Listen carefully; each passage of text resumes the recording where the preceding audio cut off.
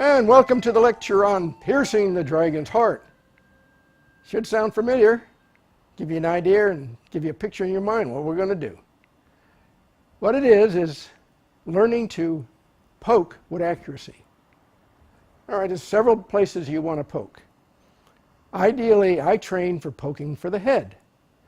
I take a little target that's maybe about 2 inches in diameter, and I pretend that's underneath the nose. That's your primary target. If you hit anywhere, even if you miss that little target, you still got the whole face, you've got the neck, and something in the throat. You hit them in the throat. You've got other pressure points, but basically from the neck up. Anywhere hit, you see this thing coming at you, you're going to move or get hit or hurt too. So let that be your focus. You want to practice hitting that point. Now, the move is fundamentally this. It's like drawing a gun from a holster and then poking with it. So when you do, you're going to be coming out with your hand for deceptive move. You're going to go like this, and as you do this, you're bringing your elbow up. Bring the elbow up first. Just draw this thing straight up. So you're coming out, and then after you get as high up where you can do this, you sort of pivot this out. Go straight, take your step, come back, and there you are. This is the way it looks to your opponent.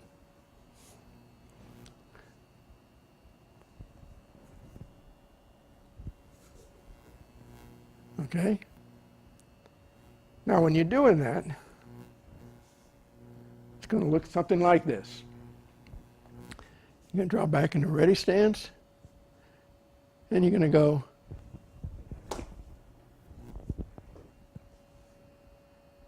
however, you don't leave it hanging out there for very long, okay? You want to poke and pull it right back. So in other words, you're going to go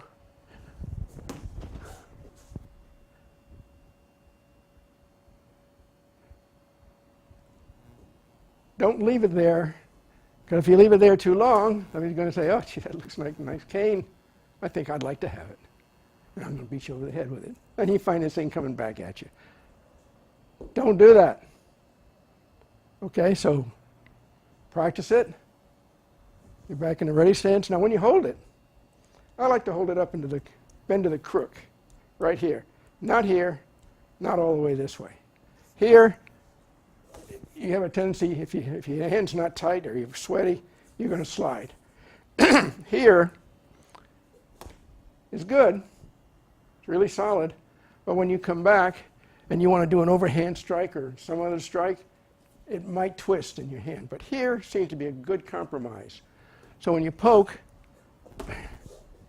I can come back into another pose or into whatever I want to do for a second follow-up strike. So, but practice different ways how to hold a bit. See if that doesn't work for you. Works for me. Now, the second thing that you want is to develop the accuracy. All right, you're poking and you're hitting this little target. You've got to work to where you can get it within a few inches of that point on the face. Other points on the body you can hit anywhere from the groin to the solar plexus. Now, the solar plexus would be a number 2 place to hit, either up here or here.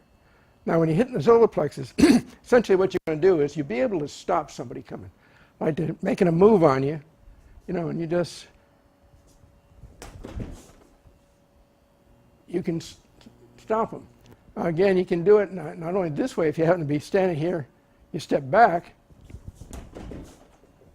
Either way, practice from different footings, different positions. Okay? So this is the normal position, but then again, you can do it this way. Step back. Because somebody starts coming in on you, you go, hit them in the solar plexus. But remember, keep working at it, but keep remembering, up, out. Just like carrying a 6-shooter, 45, whatever you want to carry. So that was what you need to remember, and you practice it. It's going to come in very handy. especially if you're trying to stop somebody from coming at you. A poke to the solar plexus or to the face will do some damage. It also has another couple of good applications. I find it very handy when I'm working with my partner and we come up to doors need to be open. I just go, open the door for her. She's over there and I'm back here. Or if you want to have fun, if you're going up, you're waiting for an elevator, or you're a little late for the elevator, just go this, do that. Opens the doors. Or you can poke the button to make the doors open. It's always impressive you can do that. But be sure nobody's coming out of the elevator when you poke, or you're doing something like that, because they'll walk right into it. We've had fun on the elevators and the cruises, so just thought I'd share that with you.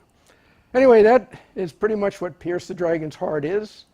It's a descriptive blow. It's just, a lot of people call it poking, but that sounds ordinary. I like something a little more romantic, and piercing the dragon's heart kind of struck a note with me.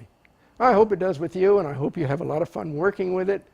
You can practice it anywhere you are, just about, where somebody won't complain. And but it's just like people who practice shooting a gun. They practice all day long, pulling this thing out and being able to shoot and hit a target. Well, it's the same thing. You're doing the same thing, only with your cane. Work for accuracy. Don't go for speed. Do it very slow at the beginning. Just bring it out and hit that point till you get used to it. We'll get into other variations. There's many other things you can do with poking, but rather than complicate things, you need to learn this first.